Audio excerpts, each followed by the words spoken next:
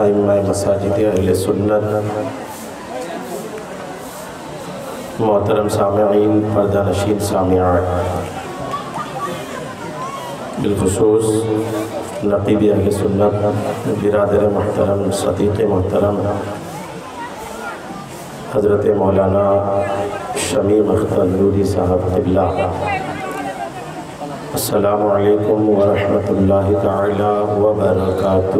وعلیکم السلام ورحمۃ اللہ تعالی وبرکاتہ۔ لک الحمد یا اللہ، الصلاۃ والسلام علیک یا رسول اللہ، صلی اللہ تعالی علیہ اما بعد، اعوذ باللہ من الشیطان الرجیم، بسم اللہ الرحمن الرحیم۔ قال اللہ تبارک و تعالی فی شان حبیبہ الکریم، ان اللہ وملائکتہ یصلون علی النبی یا ایہا الذین آمنوا صلوا علیہ وسلموا تسلیما۔ صلی اللہ علی النبی الأمی وآلہ صلی اللہ تعالی علیہ وسلم، صلاة و سلام علیک یا حبیبی یا کریمی یا محسنی یا رسول اللہ صلی اللہ تعالی علیہ وسلم۔ سرکار دو عالم، نور مجسم، شاہ آدم و بنی آدم، نبی مکرم، نبی محتشم صلی اللہ تعالی علیہ وسلم پر درود و سلام پڑھنے کی بے شمار فضیلتیں قرآن و حدیث اور بزرگان دین کے اقوال و حکایات میں لکھی ہیں۔ عادت کے مطابق درود پاک پر آپ کی دلچسپی بڑھانے کے لیے ایک فضیلت درود شریف کی آپ تک پہنچانے کی سعادتیں حاصل کر رہا ہوں، توجہ کے ساتھ سنیے۔ حضرت سیدنا حجت الاسلام امام محمد بن محمد غزالی رحمۃ اللہ تعالی علیہ اپنی مشہور زمانہ کتاب مکاشفۃ القلوب کی صفحہ 140 میں لکھتے ہیں، اللہ کے رسول صلی اللہ تعالی علیہ وسلم کی بارگاہ میں تمام فرشتوں کے سردار حضرت سیدنا جبریل علی نبینا وعلیہ الصلاۃ والتسلیم تشریف لائے۔ جبریل نے آ کے عرض کیا، یا رسول اللہ، آسمانوں میں ایک فرشتہ دیکھتا تھا جس کی عظمت و شان ایسی تھی، آسمانوں میں تخت پر وہ بیٹھتا تھا، اس کے سامنے 70,000 فرشتے ان کی خدمت کے لیے حاضر رہتے تھے۔ میں نے اس فرشتے کو دیکھا کہ کوہ قاف میں، کوہ قاف ایک پہاڑ کا نام ہے، دنیا کے سارے پہاڑوں کا مرکز ہے وہ، دنیا کے سارے پہاڑ دراصل کوہ قاف کے جڑ ہیں۔ اللہ تبارک و تعالیٰ نے کوہ قاف کو سارے پہاڑوں کا مرکز بنا رکھا ہے۔ حضرت جبریل کہتے ہیں، یا رسول اللہ، میں نے اس پہاڑ کے پاس اس فرشتے کو، جو فرشتہ آسمانوں میں تخت پر بیٹھتا تھا، 70,000 فرشتے اس فرشتہ کی خدمت میں رہتے تھے، اس فرشتے کو میں نے کوہ قاف کے پہاڑ میں دیکھا کہ اس کے پر کاٹ لیے گئے ہیں، اس کی شان چھین لی گئی ہے، اس کی عظمتیں ان سے واپس لے لی گئی ہے، ان کا مقام و مرتبہ ان سے واپس لے لیا گیا ہے، اور بڑی خستہ حالت میں کوہ قاف میں پڑا ہوا ہے۔ جبریل کہتے ہیں، میرا اس فرشتے کے پاس سے گزر ہوا، اس فرشتے نے جب مجھے دیکھا، دیکھ کے کہا، اے جبریل، آپ خدا کے قریب ہیں، خدا سے آپ کا کلام ہوتا ہے، خدا سے آپ کی بات ہوتی ہے، اے جبریل، خدا کی بارگاہ میں میری درخواست پیش کیجئے، میری سفارش کیجئے کہ خدا مجھے معاف فرما دے، میرا خدا مجھ سے چھینا ہوا مکان مجھ سے واپس کر دے، میری وہ عظمت و شان جو میری ہوا کرتی تھی، مولا مجھے وہ شان دے دے، خدا کی بارگاہ میں میری سفارش کیجئے۔ حضرت جبریل نے پوچھا، اے فرشتہ، تیری یہ حالت ہوئی کیسے؟ کیوں تو اتنی بری حالت میں ہے؟ تیری تو بڑی شان تھی آسمانوں میں، بڑی عظمتیں تھی، 70,000 فرشتے ہر وقت تیری خدمت میں رہتے تھے، آج یہ شان کیوں ہو گئی؟ آج یہ حالت کیوں ہو گئی؟ تو وہ فرشتہ کیا جواب دیتا ہے، سنیو، نبی کے نام پر کھڑے ہونے والوں توجہ سے سنو۔ وہ فرشتہ کہتا ہے، اے جبریل، مجھ سے لغزش یہ ہوئی، مجھ سے چوک یہ ہوئی کہ معراج کی رات جب رسول اللہ کی سواری میرے پاس سے گزر رہی تھی تو سب تو کھڑے ہو گئے تھے، لیکن میں رسول اللہ کی تعظیم میں کھڑا نہیں ہوا تھا۔ بس وہ کھڑا نہیں ہونا خدا کو اتنا ناپسند آیا کہ خدا نے میری ساری عظمتیں چھین لی، میرے سارے شان چھین لیے، میرا وقار ختم ہو گیا، میں مقرب تھا، قریب تھا، دور کر دیا گیا۔ اے جبریل، خدا کی بارگاہ میں میری سفارش کر کے میری چوک کی معافی لے کر کے آئیے۔ حضرت جبریل کہتے ہیں یا رسول اللہ، میں خدا کی بارگاہ میں حاضری دیا، دعا کیا، رو رو کے دعا کیا، خدا کی بارگاہ میں درخواست کیا، اے میرے مولا اس فرشتے کی لغزش کو معاف فرما، اس فرشتے کی چوک کو معاف فرما۔ رو رو کے دعا کیا، جب رو رو کے دعا کیا تو خدا نے فرمایا اے جبریل جاؤ اس فرشتے کو کہہ دو کہ میرے نبی پر کثرت سے درود پڑھے۔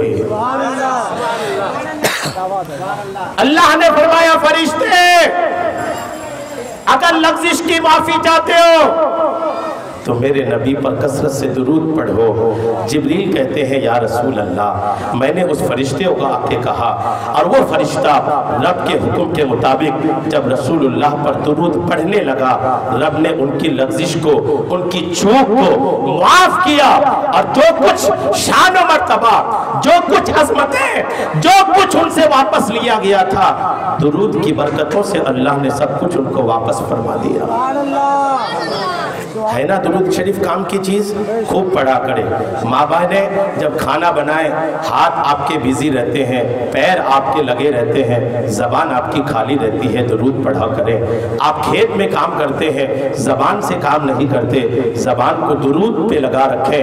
انشاءاللہ اگر ماں بہنیں کھانا بناتے وقت درود پڑھتی رہی، کھانے میں برکت ہوگی۔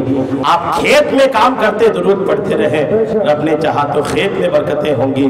جی لگا کر محبت سے بلند آواز سے آپ لوگ ماں بہنیں آپ خاموشی سے درود پاک سنائیے۔ اللہم صلی علی سیدنا شفیعنا حبیبنا مولانا محمد بارک وسلم، صلاۃ و سلام علیکہ یا حبیبی یا کریمی یا محسنی یا رسول اللہ۔ جب تقریباً 12 بجنے کو تھے، میرے بھائی نے جب چندہ کرنا شروع کیا تو مجھے لگا بڑے بڑے کانفرنس جس طریقے سے چندے کا شکار ہو جاتا ہے ویسے یہ بھی شکار ہو جائے گا، لیکن آپ لوگ گئے نہیں۔ میں نجی طور پر اس کا سخت مخالف ہوں کہ دوران جلسہ چندہ کیا جائے۔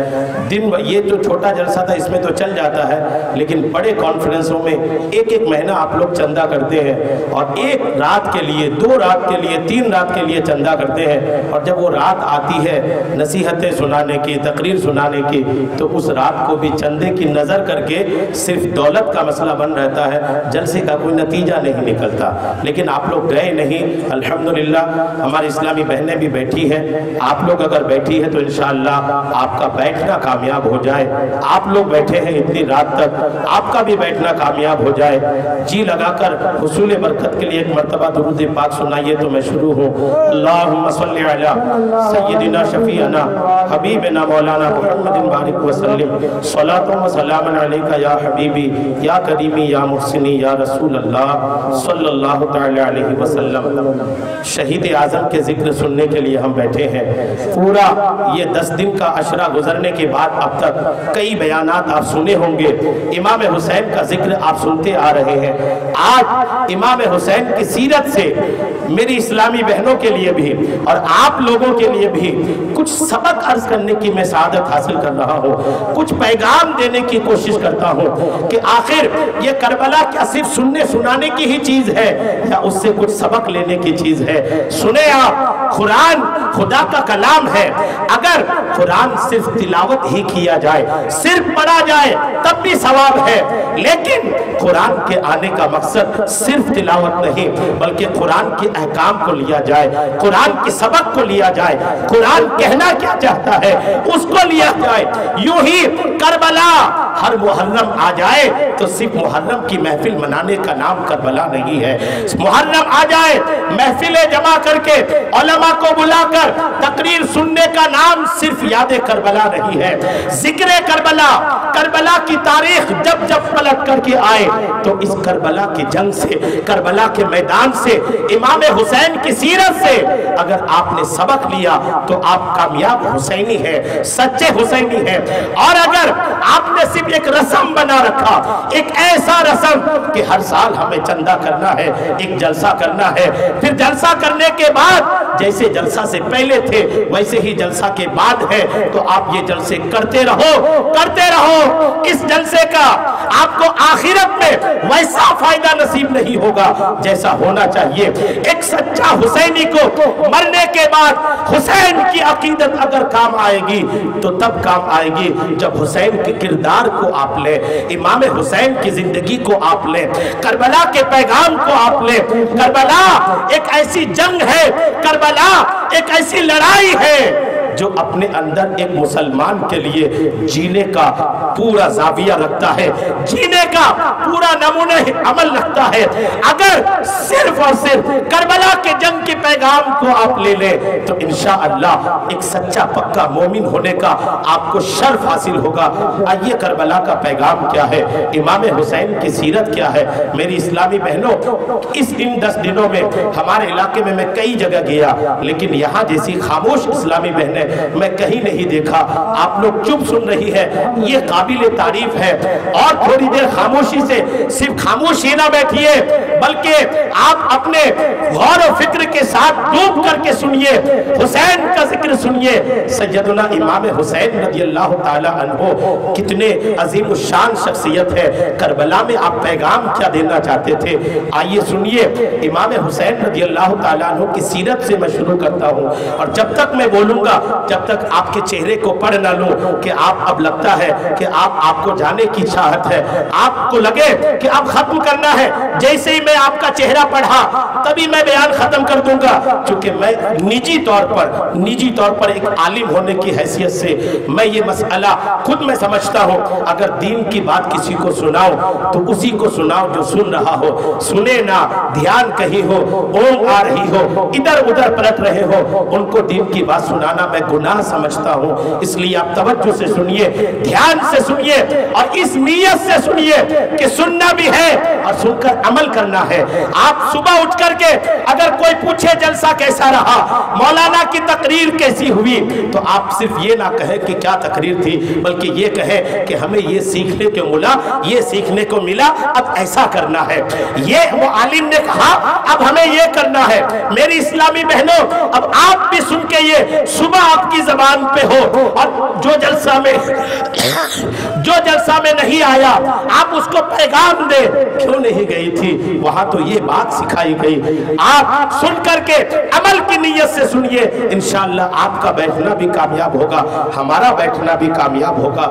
حضرت سیدنا امام حسین ہے رضی اللہ تعالی عنہ، ان کے پاس ان کی بیوی آتی ہے، آ کے کہتی ہے اے میرے شوہر نامدار، میں نے آپ کے لیے اور آپ کے کچھ ساتھیوں کے لیے کھانا تیار کی ہوں، اے میرے شوہر نامدار آئیے ہمارے گھر میں کھانا تناول فرمائیے، لیکن آپ اکیلے نہیں آئیے گا، اپنے ساتھ کچھ اپنے ہم پلہ، اپنے ایسے لوگ جن سے آپ محبت کرتے ہیں، جن سے آپ کو عقیدت ہے، جو آپ کو اچھے لگتے ہیں، اے میرے شوہر نامدار ایسے کچھ لوگوں کو ساتھ لے آئیے گا۔ حسین، امام حسین اپنی بیوی سے فرماتے ہیں جاؤ کھانے کی تیاری کرو، میں اپنے کچھ چہیتے لوگوں کو لے کر تمہارے گھر آ رہا ہوں۔ حسین کا چہیتا کون ہے دیکھیے، حسین چاہتے کس کو ہے دیکھیے، حسین کا ہم پلہ کون ہے سنیے، حسین عقیدت کس سے رکھتے ہیں سنیے۔ ہم اور آپ حسین سے محبت کرتے ہیں، حسین کن سے محبت کرتے ہیں آج یہ بھی سن لیجئے۔ ذکر حسین کی اس محفل میں بیٹھ کر کے یہ پیغام لے کے جائیے کہ حسین کو کن سے محبت تھی۔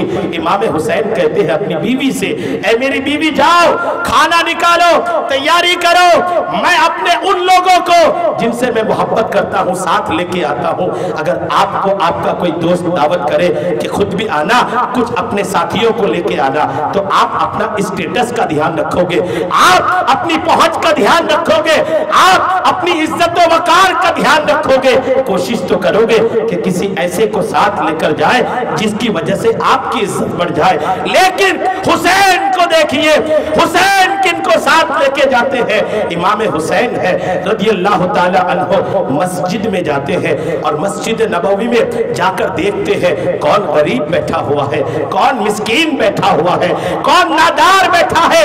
नबी की मस्जिद में उन दिनों हाल ये था, उलमा गवाह है, आज भी नबी की मस्जिद में एक चबूतरा बना है जिसको असहाबे सुफ़ा का चबूतरा कहा जाता है। उस चबूतरे की शान ये है कि मदीने के मुसलमानों में जिस मुसलमान का घर नहीं होता था, जिनकी जायदाद नहीं होती थी, जिनका अपना रहने का, अपना सर छुपाने का कोई छत नहीं होती थी, वो मुसलमान उस वक्त मस्जिद में बैठे रहते थे। इमाम हुसैन है, मस्जिद जाते हैं, उन्हीं गरीब लोगों को, मिस्कीन लोगों को, यतीम लोगों को, वो लोग जिनके पास खाने पीने रहने सहने का कुछ नहीं है, हुसैन है, उन्हीं को साथ लेके जाते हैं। और जब घर पहुंचते हैं अपनी बीवी के, तो आपके घर के पड़ोस में कुछ औरतें रहती थी, वो सारी औरतें इमाम हुसैन की बीवी के पास आई, कहने लगी कि ए बहन, तुम्हारे घर में सारे मिस्कीन जमा हो गए, तुम्हारे घर में सारे फकीर जमा हो गए हैं। इमाम हुसैन के कानों में जब ये आवाज आती है कि यतीमों के साथ ऐसी बात की जा रही है, गरीब और मिस्कीन के साथ ऐसी बात की जा रही है, इससे पहले कि कोई इन गरीबों के साथ गुस्ताखी का मामला दरपेश हो, इमाम हुसैन अपनी बीवी को बुलाते हैं और बुला के कहते हैं, ए मेरी बीवी सुनो, ए मेरी शरीक हयात सुनो, जितना खाना तूने तैयार की है और जितने खुशबू तुमने तैयार किए हैं, सारा लाके गरीबों के सामने रख दो। खबरदार गरीबों को देख करके तुम कोई खाना छुपा के ना रखना, खबरदार इन मिस्कीनों को देखकर तुम कोई खुशबू छुपा के रखना नहीं, बल्कि जितना तैयार की हो सारा ला करके सामने रख दो। जब सारा कुछ सामने ला के रखा जाता है, हुसैन भी खाते हैं, गरीबों को भी खिलाते हैं। दस्तरखान एक ही है, हुसैन के लिए कुर्सी वो जमीन पे ऐसा नहीं, हुसैन के लिए सोफा। इमाम हुसैन के वो साथी जो गरीब थे, बिना किसी ऊंच नीच के, बिना किसी इम्तियाज के, हुसैन भी जमीन पर बैठे हैं, गरीबों को भी जमीन पर बिठाए हैं। दस्तरखान भी वही है, जिस दस्तरखान पर हुसैन बैठे हैं, उसी दस्तरखान पर गरीबों को बिठाए हैं।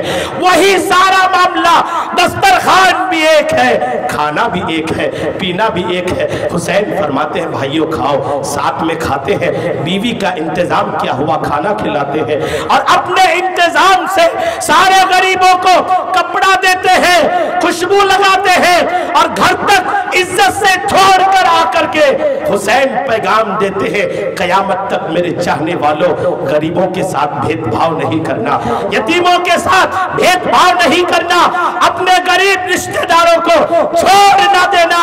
ए वो अमीरों जो गरीब होने की वजह से कोई चाचा को छोड़ रखा है, कोई भतीजे को छोड़ रखा है, कोई फूफा को छोड़ रखा है, कोई फूफी को छोड़ रखा है, कोई पड़ोसी को छोड़ रखा है, कोई अपने दोस्त को छोड़ रखा है, हुसैन का पैगाम ये है कि हम ईमान के नाम पर कोई भी हो उसको अपने कंधे के बराबर लाके रखते हैं। गरीब हो तो भी हमारे साथ का है, मिस्कीन हो तो भी हमारे साथ का है। आज के इस जिक्र शहीद आजम के इस जलसे से पैगाम लेके जाइए, चाहे हमारा अपना कोई भी हो, गुर्बत उसकी कितनी ज्यादा क्यों ना हो, हम उसको अपने करीब से दूर नहीं करेंगे। ये इमाम हुसैन है। इमाम हुसैन रज़ी अल्लाह ताला अन्हु एक मर्तबा मदीने की गलियों में कहीं जा रहे थे, रास्ते में कुछ मिस्कीनों ने खाना खाना शुरू किया था। मिस्कीन थे और वो खाना भी कौन सा खा रहे थे, खाना खाने के बाद जो बचा हिस्सा था उनको कहीं से मिल गया था, वो खा रहे थे। इमाम हुसैन है, जब उधर से जा रहे थे तो रुक करके उन गरीबों को सलाम किया। क्या किया बोलिए? सलाम किया। खुदा की कुछ दौलत नहीं मिल जाती। खुदा के बंदो, अपने से कुछ नीचे तबके को लोग सलाम करना छोड़ देते हैं। कौन सा वो अमीर है जो मोहल्ले के गरीब मुसलमान को सलाम कहता है, चाहे उम्र में वो कितना बड़ा क्यों ना हो जाए। हर अमीर की चाहत होती है वो गरीब मुझे सलाम करे, अगर से बड़ा हो। अगर ये सोच ले आए कि मैं दौलतमंद हूं, मैं किसी गरीब को क्यों सलाम करूंगा, अगर ऐसी सोच आई तो वो दौलतमंदी आपको ऐसी ले डूबेगी कि आप कहीं के नहीं रहोगे। दौलत मेरे खुदा की दी हुई चीज है। रब ने अगर दौलत दिया है तो वो रब दौलत लेकर के गरीबी भी दे सकता है। इसलिए गरीबों को सलाम करना सीखिए। ये हुसैन का पैगाम है, इमाम हुसैन है, उन मिस्कीनों को सलाम कहते हैं। और सलाम कहने के बाद जब वहाँ रुकते हैं तो वो गरीब कहते हैं, यहाँ कुछ ये ना समझ लीजिएगा कि हम लोग तो ये सुन के रखे हैं कि खाना खाते वक्त सलाम करना मना है। हुसैन ने कैसे सलाम कह दिया, चूंकि हमारे यहाँ समझदार लोग ज्यादा होते हैं। मैंने एक जगह तकरीर किया, जब कयामत का दिन होगा, हदीसों के अल्फाज है ये, कयामत का दिन होगा, अल्लाह तबारक को ताला मैदान महशर में हमारे नबी के लिए कुर्सी लगाएगा। आका कुर्सी में बैठेंगे और आपके साथ आपके वो अंबिया, वो भी सब कुर्सी में होंगे। सदारत की कुर्सी में नबी बैठे होंगे, नीचे कुर्सियों में अंबिया बैठे होंगे। तो बाद में किसी के जुमले मेरे पास आए कि कह रहे थे भला कयामत में कुर्सी कहां से आएगी। खुदा के बंदो, खुदा के बंदो, कयामत में कुर्सी तो क्या, जन्नत में रब ने एक से एक नेमत तैयार कर रखा है। तो आप ये ना सोचना कि हुसैन खाना खाते मिस्कीनों को सलाम कैसे किए। आज मसला भी सुन लीजिए ताकि आपकी गलती दूर हो जाए, गलत फहमी दूर हो जाए। खाना खाते वक्त सलाम करना मना नहीं है, और अगर आप खाना खाते हुए को सलाम किए, उसके मुंह में लुकमा नहीं है तो उसको जवाब देना वाजिब भी है। उसको अगर उसने कह दिया कि मैं खाना खा रहा हूं, खुदा के बंदे जब ये बोल सकते हो कि खाना खा रहा हूं तो वालेकुम सलाम भी तो कह सकते हो। ये बात है ना, आदमी खाना खा रहा है, आपने सलाम किया तो वो झट से बोलता देखता नहीं खाना खा रहा हूं। खुदा के बंदे इतना बड़ा जुमला जब बोल सकते हो तो ये भी बोल दो वालेकुम अस्सलाम। मसला यही है कि अगर कोई खाना खा रहा है, उसको किसी ने सलाम किया, अगर मुंह में लुकमा है, खाना मुंह के अंदर है तो जवाब ना दे, क्योंकि वालेकुम अस्सलाम में अस्सलाम ये खुदा का नाम है, ये नाम बिगड़े ना, इसलिए उस वक्त ना दे। लुकमा निकल जाए फिर जवाब दे, और अगर मुंह में लुकमा नहीं है और उस वक्त किसी ने सलाम किया तो वाजिब है कि उसी वक्त जवाब दे। अगर जवाब नहीं दिया तो गुनहगार होगा। सुने ना, ये मसला है, उलमा की जिम्मेदारी में अर्ज करता हूँ, ये शरीयत का मसला है। ये निकाल लीजिएगा कि खाना खाते वक्त सलाम करना मना है, और सलाम किया तो खुदा के बंदो मत कहिएगा कि अभी खाना खा रहा हूं, जवाब दीजिएगा। इमाम हुसैन ने सलाम किया, उन्हीं मिस्कीनों ने सलाम का जवाब दिया। क्या हुसैन से बेहतर कोई दीन जानता है? हुसैन ने खाना खाते गरीबों को सलाम करके कयामत तक के लोगों को मसला बता दिया। लोगों, खाना खाते वक्त भी सलाम किया जा सकता है। बहरहाल आगे बढ़िए, इमाम हुसैन ने जब सलाम किया, उन मिस्कीनों ने देखा हुसैन है, बुलाते हैं हुजूर आइए ना हमारे साथ खाना खाइए। क्या बोले? इमाम हुसैन को सड़क किनारे बैठे मिस्कीन कह रहे आइए हमारे साथ खाना खाइए। अगर आज के किसी अमीर को ये कह दिया जाए तो शायद वो अपने आस्तीने चढ़ा ले, औकात नहीं तुम्हारी। वैसे ही किसी गरीब के यहाँ कोई अमीर दावत में चला जाए, मैं सबकी बात नहीं कर रहा हूँ, अच्छे अमीर भी होते हैं, और अच्छे अमीरों की वजह से हमारे मदरसे चलते, हमारी मस्जिदें चलती, दीन का बहुत बड़ा काम होता है। लेकिन एक आम बीमारी जो मैं वो अर्ज कर रहा हूँ, आज अगर किसी गरीब के घर में कोई अमीर जाए और उनकी शायान शान इस्तेकबाल ना हो तो वो डांट के आ जाता है, बोल के आ जाता है, औकात नहीं थी तो बुलाया क्यों था, इंतजाम नहीं कर पाए तो बुलाया क्यों था। खुदा के बंदे, उस गरीब को मेरे रब ने जितना दिया है उसने इंतजाम किया है। आपका फर्ज ये बनता है, अगर आप गए हो मोहब्बत से जो जगह मिलती है वहां बैठ जाओ, एक अकीदत के साथ जो कुछ तैयार है उसको खा के वापस आ जाओ। यही हुसैन का पैगाम है। इमाम हुसैन को जब वो गरीब, वो मिस्कीन بلاتے ہیں تو آپ منع نہیں کرتے، ان کے ساتھ بیٹھ جاتے ہیں اور بیٹھ کر کے کھانا کھاتے ہیں، اور کھانا کھا کے اسی دسترخوان پہ کہتے ہیں اے غریبو، اے مسکینو، تمہاری دعوت تو میں نے قبول کر لیا، اب چلو یہیں سے تم سب کی میرے گھر بھی دعوت ہے، میرے گھر میں چلو، اب میں تمہیں کھانا کھلانا چاہتا ہوں۔ کتابوں میں لکھا ہے حسین ان لوگوں کو لے کر گھر جاتے ہیں، کھانا کھلاتے ہیں، کپڑا پہناتے ہیں، خوشبو لگاتے ہیں، اور عزت کے ساتھ ان سب کو اپنے گھروں کو چھوڑتے ہیں، اور یہ چھوڑ کر کے، یہ دعوت دے کر کے پیغام دیا لوگوں، جب شادی کا کارڈ لکھو تو امیر غریب نہ دیکھنا، جب شادی کی دعوت کے لیے لسٹ بناؤ تو غریب دیکھ کر کسی کو الگ نہ کرنا، بلکہ میں تو پیغام دوں گا مسلمانوں، غریب ہو تو ان کو زیادہ بلانا، امیروں کو بھی بلانا، لیکن غریبوں کو چھوڑنا نہیں۔ میرا دعویٰ ہے کہ جو دل سے عقیدت، جو دل سے محبت ایک غریب کے گھر میں آپ پاؤ گے وہ امیر کے گھر نہیں پاؤ گے۔ اس لیے حسین کا پیغام لے کر کے اٹھو کہ ہمیں غریبوں کو اپنے ساتھ بٹھانا ہے، عزت دینی ہے۔ آپ دنیا میں غریبوں کو عزت دو، آخرت میں آپ کا خدا آپ کو عزت عطا فرمائے گا۔ نعرے تکبیر، نعرے تکبیر، نعرے رسالت، ذکر شہدائے کربلا، ذکر شہدائے کربلا، مسلک اعلیٰ حضرت فیضان سرکار بابو حضور، نعرے تکبیر، نعرے رسالت۔ بہت اچھا، الحمدللہ۔ آئیے کربلا کا سبق لیتے ہیں۔ کربلا ہمیں سبق کیا دے رہا ہے؟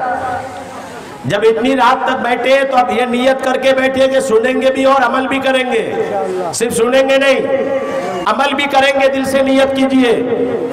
امام حسین رضی اللہ تعالیٰ عنہ ہے۔ ایک بڑی پیاری بات کی وضاحت کرتا جاؤں۔ دنیا آج مسلمانوں کو دہشت گردی کے ساتھ جوڑنے کی ناپاک کوشش کر رہی ہے۔ اسلام، جس اسلام کا تعلق شدت پسندی سے نہیں، وہ اسلام جس کا تعلق آتنکواد سے بالکل نہیں، وہ اسلام جس کا رشتہ دہشت گردی سے نہیں، اسلام تو وہ مذہب ہے کہ جو اپنے خون کے پیاسوں کو بھی الحمدللہ امن و سکون اور شانتی کی دعوت دیتا ہے۔ حسین کا پیغام لے کے جائیے۔ میری وہ اسلامی بہنیں جو جھگڑا کرنے کی عادت رکھتی ہے، جھگڑا کرتی رہتی ہے، اور جھگڑا کر کے اپنی آواز کو محلے میں بلند کر کے بے پردگی کا اظہار کرتی ہے، سنیے، حسین کے کردار کو لے کے جائیے۔ امام حسین ہے، کربلا کا میدان ہے۔ جب امام حسین رضی اللہ تعالیٰ عنہ کو پتا چلا کہ امیر معاویہ کے انتقال کے بعد یزید خلافت کی کرسی میں بیٹھا ہے، امام حسین ہے، جب امام حسین کو مدینے کے گورنر ولید نے کہا اے حسین یزید کے ہاتھ کی بیعت کر لو، اگر بیعت نہیں کیا تو دھمکیاں بھی ملی، مارنے کی، گردن اڑانے کی باتیں بھی سننے کو ملی، لیکن حسین ہے، حسین خون ریزی نہیں چاہ رہے ہیں، حسین ہے لڑائی نہیں چاہ رہے ہیں، حسین ہے شدت پسندی نہیں چاہ رہے ہیں، بلکہ آپ دیکھ رہے ہیں کہ اگر حسین مدینے میں رہ گیا تو لڑائی ہو جائے گی، اگر حسین مدینے میں رہ گئے تو یہاں شدت پسندی ہو جائے گی۔ حسین راتوں رات مدینے کو چھوڑ کر مکہ آ جاتے ہیں، مکہ آئے، مکہ میں کئی مہینے تک امام حسین بڑے امن و شانتی کے ساتھ رہے۔ کوفہ والوں کے بہت سارے خط آئے، جب بہت سے خط آئے امام حسین ہے، ان کے خطوں کے جواب میں امام حسین جب کربلا کے لیے تشریف لے جاتے ہیں، اب ان سے پہلے آپ اپنے بھائی امام مسلم بن عقیل کو بھیجتے ہیں۔ جب مسلم بن عقیل کے بارے میں خبر آتی ہے راستے میں کہ اے حسین مسلم بن عقیل کو شہید کر دیا گیا ہے، اب حسین کا معاملہ دیکھیے، اب بھی امام حسین نہیں چاہتے کہ خون ریزی ہو، اب بھی امام حسین نہیں چاہتے کہ لڑائی ہو۔ امام حسین ہے، جب تھوڑا سا آگے بڑھتے ہیں، خر جو یزید کی طرف سے تقریباً 1000 کی لشکر لے کے آتا ہے امام حسین کو گھیرنے کے لیے، جب حسین سے اس لشکر کی ملاقات ہوتی ہے، حسین کہتے ہیں اے خر 1000 کی لشکر لے کے آیا ہے، میں خود تھوڑی آیا ہوں، تمہارے اور تمہارے لوگوں کے خطوں کی جواب میں اور ان کی خطوں کی وجہ سے میں آیا ہوں۔ اے خر اگر تم چاہتے ہو کہ مجھ سے نہیں لڑو تو میں یہیں سے واپس چلے جاتا ہوں، اب بھی لڑائی نہیں چاہتے۔ توجہ دیجئے گا، جس کے ذہن پہ واقعہ ہے دھیان دیجئے، اپنے بھائی کی مسلم بن عقیل کی شہادت کے بعد بھی امام حسین لڑائی نہیں چاہتے ہیں، امام حسین خون ریزی نہیں چاہتے ہیں، امام حسین دہشت نہیں چاہتے ہیں، امام حسین چاہتے ہیں کہ آسانی سے سارا معاملہ نپٹ جائے۔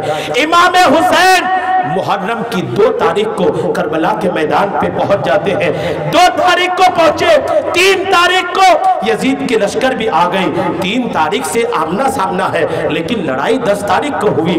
آخر یہ 7 دن کیا ہو رہا تھا؟ سنیے، دھیان دیجئے، وہ 7 دن ہو کیا رہا تھا؟ 2 تاریخ کو حسین پہنچے، 3 تاریخ کو یزید کے لشکر بھی پہنچ گئی۔ امام حسین 7 دن تک ان لوگوں کو سمجھاتے رہے، او یزیدیو لڑائی نہ کرو، او یزیدیو خود نہیں آیا ہوں، تمہارے خطوں کے جواب میں آیا ہوں۔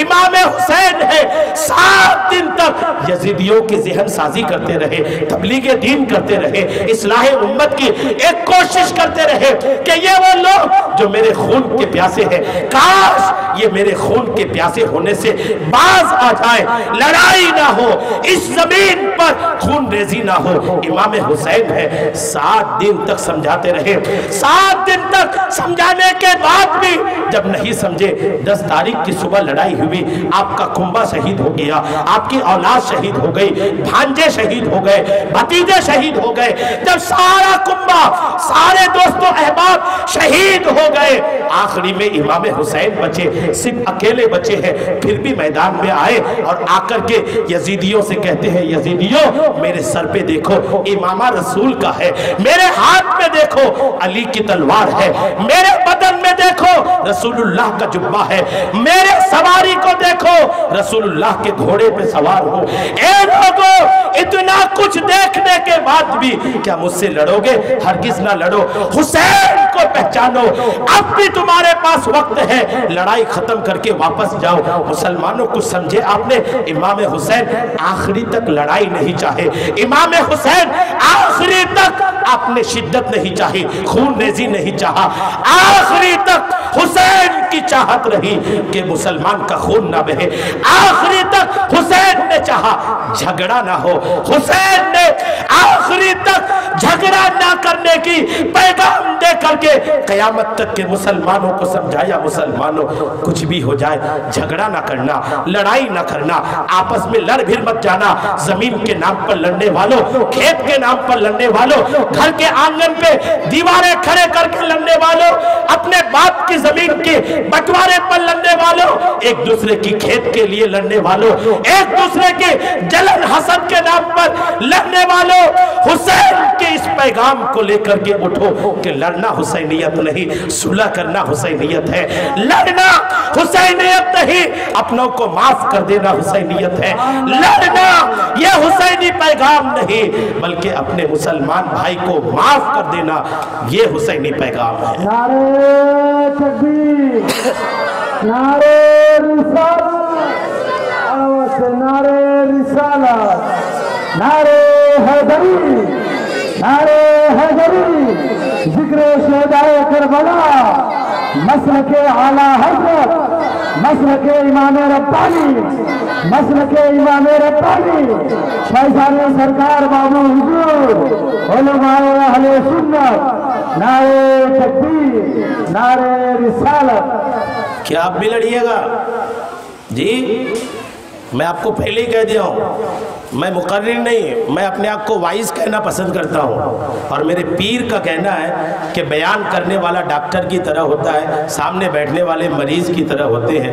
ڈاکٹر کا کام مریض کو اس کی مرض کی دوائی دینا ہے، ادھر ادھر کی بات کر کے نہ میں اپنے وقت کو خراب کرنا چاہتا، نہ آپ کے وقت کو خراب کرنا چاہتا۔ پیغام لے کے جائیے میری اسلامی بہنوں، اگر آپ اس تعلق سے سن لیے کہ حسینیت یہ ہے کہ جھگڑا نہ کیا جائے، حسینیت یہ ہے کہ اپنے مسلمان بھائی اگر جھگڑالو ہو بھی جائے تو ان کو پیغام دے کر کے سمجھا کر کے بجھا کر کے اس جھگڑے کو ختم کیا جائے۔ جھگڑے کو بڑھانا حسینیت نہیں بلکہ جھگڑے کو صلح کے ذریعے ختم کر دینا، یہ میرے امام حسین رضی اللہ تعالی عنہ کا پیغام ہے۔ اور سنیے، جب امام حسین، میری اسلامی بہنوں سنو، پہلی بار آپ لوگوں کو چپ دیکھا ہے، بڑا من کر رہا ہے کہ میں آپ پر ہی بیان کروں، انشاءاللہ آپ پر بھی بہت ساری باتیں عرض کرنے کی کوشش کروں گا۔ سنیے، جب امام حسین رضی اللہ تعالیٰ عنہ میدان میں آئے تیار ہو کر لڑنے کے لیے، اور جب لڑائی شروع ہونے سے پہلے امام حسین نے یزیدیوں کو سمجھایا، یزیدیوں کو بجھایا، اپنی عظمت و شان بتایا اور بتایا لوگوں اس وقت سرزمین پر نبی کا کوئی اگر نواسا ہے تو میں ہوں، اگر فاطمہ کا کوئی بیٹا ہے تو میں ہوں، رسول اللہ نے اگر کسی کے ہونٹ چومے ہیں تو میں ہوں۔ خوب سمجھایا۔ جب امام حسین کربلا کے میدان میں سمجھا رہے تھے، اسلامی بہنوں سنو، جب امام حسین کربلا کے میدان میں سمجھا رہے تھے تو آپ کے خیموں میں جو آپ کی بہن، آپ کی بیوی، بھتیجیاں جو خیمے میں تھی وہ رونے لگی، اور اتنی زور سے روئی کہ میدان کربلا کے بیچ تک آواز گئی۔ آخر وہ روئے بھی کیسے نہ، علی اصغر کا لاش سامنے تھا، قاسم کی جوانی لٹ چکی تھی، حضرت علی اکبر کی جوانی لٹ چکی تھی، ایک سے ایک سپہ سالار، ایک سے ایک حسین و جمیل والے بدن، خاندان نبوت کے ایک سے ایک چشم و چراغ کو یزیدیوں نے اپنی تلواروں کے شکار کر کے ان کی لاشوں کو ان خیموں کے سامنے رکھ دیا تھا۔ جب ایک سے ایک اپنی محبت اور اپنی چاہت رسول اللہ کے خاندان کے ایک سے ایک چشم و چراغ کی لاشیں جب اپنے سامنے رکھی ہو تو وہ عورتیں روئے نہ تو کیا کرے۔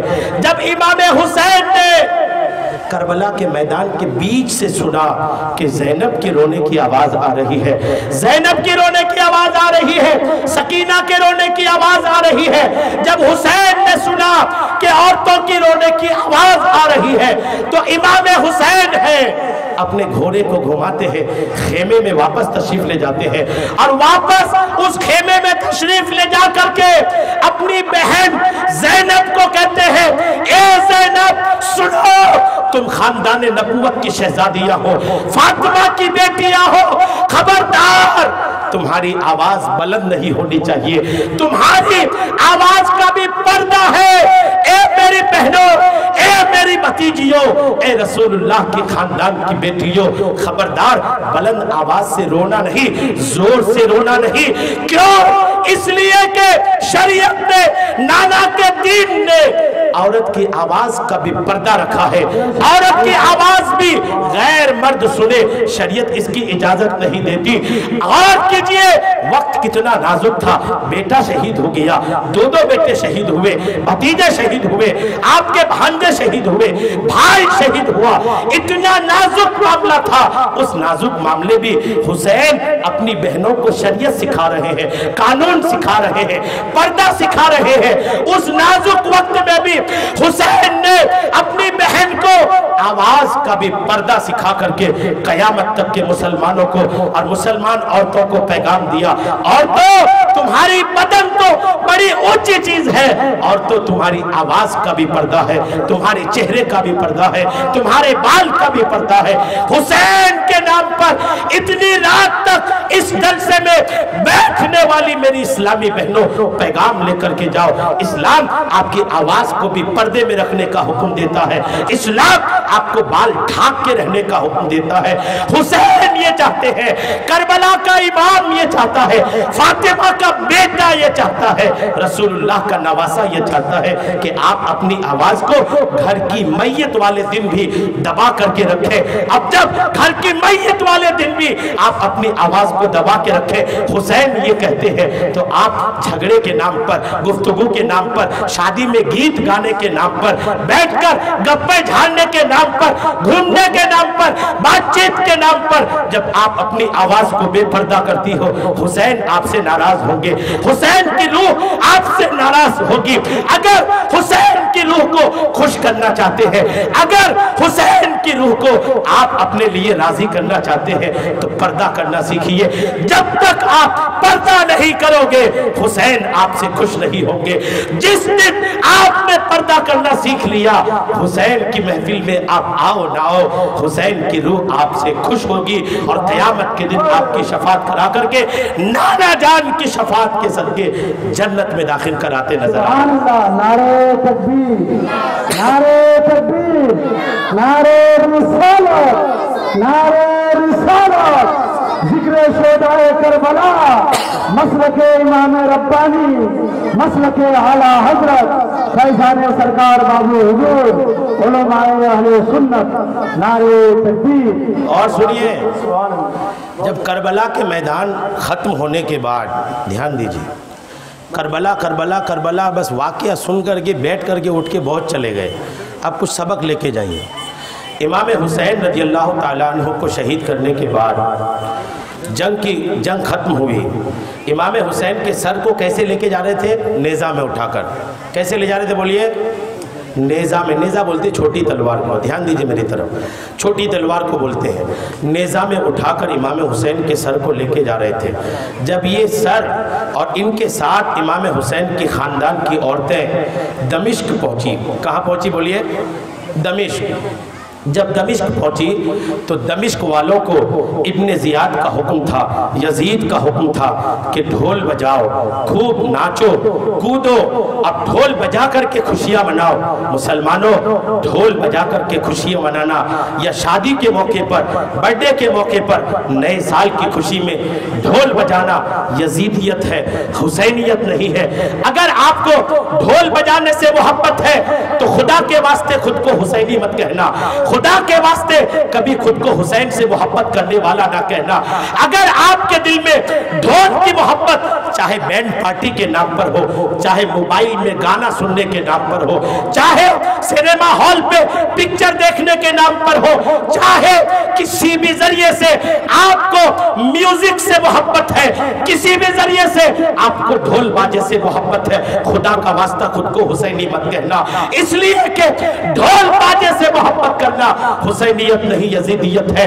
अगर आप हुसैनियत को चाहते हैं, अभी उठाइए अपने मोबाइल को, अभी नहीं तो यहां से घर जाकर उठाइए अपने मोबाइल को, जितने गाने हैं उसको डिलीट कीजिए अपने मोबाइल से, अपने हेडफोन से, अपने सेल फोन से, अपने लैपटॉप और कंप्यूटर से, हर उस चीज को अलग कर दो जिसमें ढोल बजते हैं। अगर आप ढोल सुनने के, म्यूजिक सुनने के शौकीन हैं तो आप हुसैनी नहीं बल्कि यजीदी किरदार को अपना रहे हैं। माफ कीजिएगा, हक यही है कि ढोल से मोहब्बत करना यजीदियत है और ढोल से नफरत करना हुसैनियत है। सुनिए, इमाम हुसैन के सर को जब लेकर के दमिश्क पहुंचे, दमिश्क में उस वक्त एक सहाबी जिंदा थे। सहाबी उस मुसलमान को कहते हैं, सुनिए मेरी बहनों, सहाबी उस मुसलमान को कहते हैं जिसने ईमान की हालत में रसूलुल्लाह को देखा या रसूलुल्लाह की सोहबत पाया, उस मुसलमान को सहाबी कहते हैं, यानी रसूलुल्लाह के दौर का मुसलमान। एक सहाबी हजरत सहल रज़ी अल्लाह ताला अन्हु हयात से थे। हजरत सहल ने जब दमिश्क में भीड़ देखा, वो लोगों का हुजूम देखा, ढोल ताशे देखा, हजरत सहल पूछते हैं, ए दमिश्क वालों, माजरा क्या है? ए दमिश्क वालों, हो क्या रहा है? भीड़ क्यों है? मजमा क्यों है? खुशियों के ताजियाने क्यों बज रहे हैं? लोग कहते हैं, ए सहाबी सुनो, यजीदियों ने इमाम हुसैन का सर काट के लाया है, इसलिए लोग खुशी मना रहे हैं। हजरत सहल है, वो तो सहाबी थे, रसूलुल्लाह को देखकर जिसने इस्लाम कबूल किया वो मुसलमान थे, वो रोना आ गया, कहने लगे कैसे कलमा पढ़ने वाले ये मुसलमान है, कैसे ये लोग हैं जिनका कलमा पढ़ रहे हैं उन्हीं के नवासे का सर काट के लाए और खुशी मना रहे। बड़ी तकलीफ हुई, लोगों से पूछा इमाम हुसैन का सर किस गेट से अंदर आएगा? पहले शहरों में गेट हुआ करते थे, पूछा किस गेट से इमाम हुसैन का सर अंदर लाया जाएगा? जब पता चला कि फुला गेट से अंदर आएगा, उस गेट के पास जाके बैठ गए कि हुसैन के सर का दीदार करना है। सहाबी रसूल है, इस्लामी बहनों ध्यान दो, जब वो सर करीब आया, जब सर करीब आया, सहाबी रसूल ने जब देखा वो मुबारक सर जिसको रसूलुल्लाह बोसा देते थे, वो मुबारक सर जिस बदन को रसूलुल्लाह अपने कंधे पर सवार करते थे, वो मुबारक सर جس کو رسول اللہ نے کہا کہ حسین جنتی نوجوانوں کے سردار ہے، وہ حسین جس کے بدن کو سونگھ کر رسول اللہ کہتے تھے حسین تیرے بدن سے جنت کی خوشبو آتی ہے، وہ حسین جس کے بارے میں کہتے تھے حسین اور حسن دنیا میں میرے جنت کے دو پھول ہیں، وہ حسین جس کے بارے میں نبی فرماتے ہیں حسین کو ناراض کیا تو مجھے ناراض کیا، حسین کو خوش کیا تو مجھے خوش کیا۔ اس حسین کا کٹا ہوا سر جب یزیدی لے کے دمشق کے اندر گھس رہے تھے، وہ صحابی رونے لگے۔ اب جب ان کو وہ رو رہے تھے باقی لوگ ہنس رہے تھے، حضرت سکینہ حسین کی بیٹی جب دیکھتی ہے کہ بس ایک آدمی رو رہا ہے باقی سب ہنس رہے ہیں، حضرت سکینہ نے ان کو بلایا، وہ جب قریب آئے تو پوچھا سب تو ہنس رہے ہیں آپ کیوں رو رہے ہیں؟ سب تو ہنس رہے ہیں، سب ناچ رہے ہیں، ناچنے والوں سنو کون ناچ رہا تھا، ایک کودنے والوں دیکھو کون کود رہا تھا، حسین کا دیوانہ حسینیت سن کے رو رہا تھا، یزیدیت ڈھول باجے کی اس کھنک میں ناچ رہے تھے۔ یزیدیت مت بنو، حسینیت کو اختیار کرو۔ حضرت سکینہ حسین کی بیٹی ہے، امام حسین کی بیٹی اس شخص کو بلاتی ہے، کہتی ہے سب تو ہنس رہے ہیں آپ کیوں رو رہے ہو؟ وہ کہتے ہیں بیٹی میں کیوں نہ رہوں، میں کیوں نہ رہوں، میں وہ شخص ہوں جو تمہارے نانا جان کا صحابی ہوں، بتاؤ تو صحیح تم کون ہو؟ کہنے لگے اے میرے نانا کے صحابی سنو، میں اسی کٹے ہوئے سر حسین کی بیٹی سکینہ ہوں، میں حسین کی بیٹی ہوں، سکینہ ہوں۔ وہ صحابی عرض کرتے ہیں اے حسین کی بیٹی سکینہ آج کوئی میرے لائق خدمت ہے تو کہو، آج میں کچھ کرنا چاہتا ہوں تاکہ اس بھیڑ کا جب قیامت کے دن امتحان لیا جائے تو سب کے ساتھ میں نہ کھڑا ہو جاؤں۔ سب تو ناچ رہے تھے لیکن میں سچا حسینی تھا جو اہل بیت کی خدمت کر رہا تھا۔ اے سکینہ ذرا بتاؤ تو صحیح آج میں آپ کے لیے کیا کر سکتا ہوں؟ میری بہنوں سنو سکینہ کیا کہتی ہے، سنو سکینہ کی بولی سنو، خوب سن لیے اس کی سکینہ کی بولی سنو۔ سکینہ حسین کی بیٹی کہتی ہے اے میرے نانا جان کے صحابی، یہ جو میرے ابو کا سر نیزے پہ لٹکا کے یہ لے جا رہے ہیں یہ ہمارے قریب ہے، اس کو تھوڑا آگے کر دیجئے، ہم لوگوں سے تھوڑا دور کر دیجئے۔ وہ صحابی دیکھتے رہ جاتے ہیں، حسین کی بیٹی کو دیکھ کر کہتے ہیں اے حسین کی بیٹی اس وقت اپنے باپ کے سر کو دور کیوں کرنا چاہتی ہو؟ اس نازک لمحے میں اپنے باپ کے سر کو دیکھنے کے بجائے دور کیوں کرنا چاہتی ہو؟ سنو سکینہ کا جواب سنو۔ سکینہ کہتی ہے سنیے یہ یزیدی جب ہمارے باپ کو شہید کیے تو ہمارے سروں سے دوپٹہ چھین لیا، اب ہمارے سروں میں دوپٹہ نہیں ہے، ہمارے بال کھلے ہیں، لوگ تماشا دیکھنے والے جب ہمارے باپ کے سر کو دیکھتے ہیں، سر کو دیکھتے دیکھتے ہمارے کھلے بالوں کو دیکھ لیتے ہیں، ہمارے والد کا سر اس وقت ہم سے دور جائے یہ تو ہمیں گوارا ہے، لیکن کسی غیر مرد کا نظر ہمارے کھلے بالوں میں پڑ جائے ہمیں یہ گوارا نہیں ہے۔